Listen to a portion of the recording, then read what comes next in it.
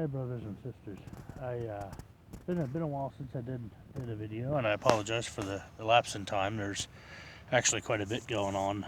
We've been traveling around, connecting with a multitude of churches and people, and it's been a wonderment. It really has. Father God has given us a multitude of new friends, and I am very blessed to say that they are very much on fire. Um, just a quick point of interest here. Right over there is a gunnery range for the Pennsylvania National Guard. Tanks, rifles, and helicopters. And I have not yet seen it in action, but it really sounds like something to see and hear. The locals here tell me that when they start shooting, you know they're shooting. So anyway, just a point of interest for me. Anyway, I have been on this journey, well, me and my wife there have been on this journey for 7 years now, and rediscovering who God really is. And it's been very interesting, to say the least, and to get into it would take several hours probably. There have been ups and downs and left and rights and ins and outs and all sorts of plot twists and things that we never saw coming, especially this life. But we've come to find that we are a part of a growing number of believers that do not believe that the current church system is biblical. Not that we are condemning anyone, we just don't see how having a multi-million-dollar building for one small group of people is good stewardship, sustainable. It just doesn't make sense to me. In the book of Acts, people were meeting in their homes, and if there was a fellow believer in need, they were helping them. And we have a friend, she's a little bit older than we are, and she was raised in a conservative Mennonite church, and she is no longer a part of that, but she is still a believer. And she's had a multitude of financial and health issues, and there's no one even trying to help her. There's no believers standing with her and saying, we will help you. There's no one, I shouldn't say no one. There are those that do a small bit here and there, my wife and I included. We do what we can to help her out, simply because that's what God called us to do. Now, God has not given us the money to help her entirely with all her issues. And my point is, there's a lot of people around us who are firm believers, who are diehard after Christ, and there's a huge difference between nominal and phenomenal. You can find nominal Christians everywhere. We're not looking for nominal. There's enough of seeker-friendly churches. You can go there and be nominal. There are enough of basically bench warmer churches. We do this because it's what our parents and grandparents did. You know what? Go be nominal. If that's between you and God. What we're looking for is phenomenal. People who are willing to rise up beyond the expected norm and say, I'm going to take it a step further because I love Christ. Because Christ has commanded us to be separate from the world, not go set up a raised stage where everyone's quiet and watches a performance on Sunday morning. You can do the same thing in a theater watching a play. Not that I'm trying to condemn people, don't get me wrong. I just don't understand that mentality. It is a traditionalist mentality, and if you know me personally, I'm not that big on tradition. There's a lot of traditions that really have no place anymore. I mean, I have direct relatives, cousins, aunts, uncles that are still in horses and buggies, and they're trying to hold on to a time era when their church was founded in 1845. That to me makes absolutely no sense. Yeah, it worked at that time. Now anymore, you can have a 16-row harvester or 12-row, I believe, whatever. You can have these harvesters that can do acres and acres and acres per hour, whereas with horses, you take all day to do less than 10.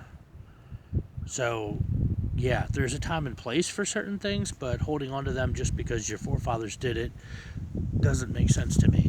Um, I mean, if that's the case, when Emperor Constantine marched his legions through the river and said, "You are now baptized, you are now Christians," okay, let's all just march everyone through a river and claim we follow Christ. Like, no. That was the foundation of the Catholic Church, and that, if you know me, I'm a student of history, so that has impacted almost all Christian beliefs down through the ages, and even the Coptics to a certain extent. And believe it or not, Egypt was Christian before it was Muslim, just saying. And I believe we need to get back to it. I believe that the church has become the laughing stock, the butt of many secularist jokes, and the reason that the left is turning so hard to either Islam or atheism or feminism or whatever is simply because the church has catastrophically failed to do its intended job to impact the world for Christ, to be Christ in the flesh. We are to be his hands and feet here on earth.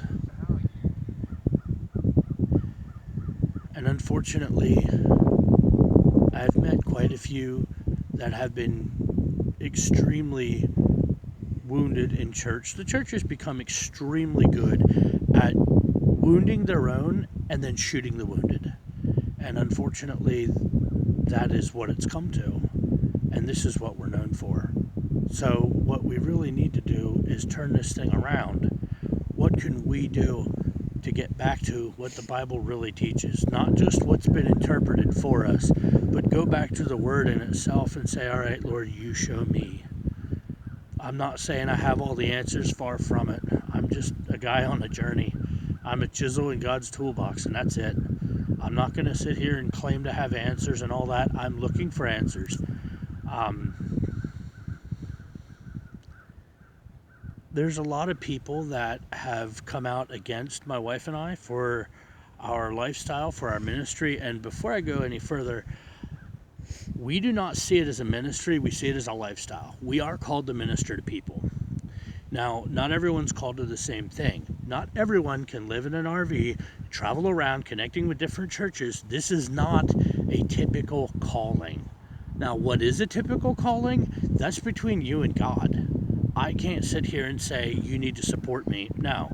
But I would appreciate if there'd be a little more understanding, as what we're doing is not for our own gain, but for Christ's glory. And that may stump a few of you. That doesn't make any sense, but pray into it. We had some dear friends of ours that cut us off for somewhere around 6 to 8 months, where they would not talk to us, and because someone told them we were a cult.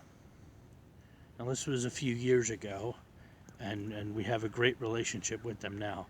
But the wife in that couple had begun to pray, Lord, show me what it is that I'm missing, that I don't get what's going on here, because I see they have a heart for you, but I don't get what they're doing.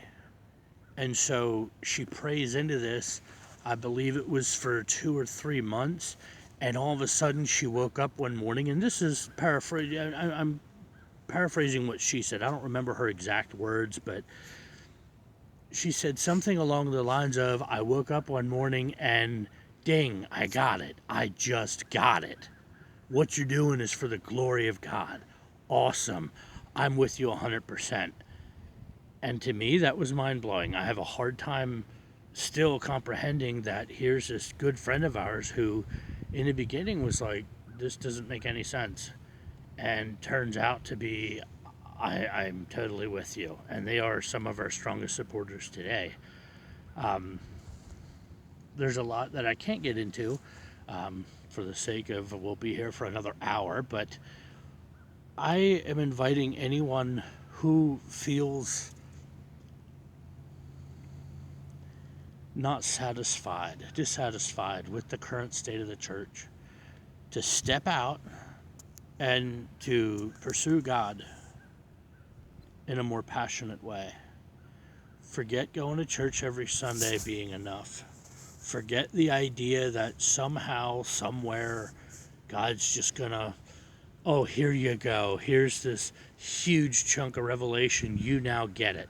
It is a journey. I mean, God might give you some heavy duty downloads. Sure, why not? He's done it to us several times. But he's not going to give you the whole pie at once and say, here, eat up. He's going to spoon feed you a little by little. You know, in the beginning, you get the milk, and once you're mature, you get the meat. If you're going to hang out with the immature,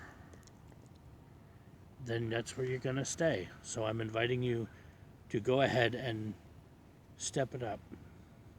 Let's see what we can do for the kingdom together. And I hope to see you on this journey. God bless.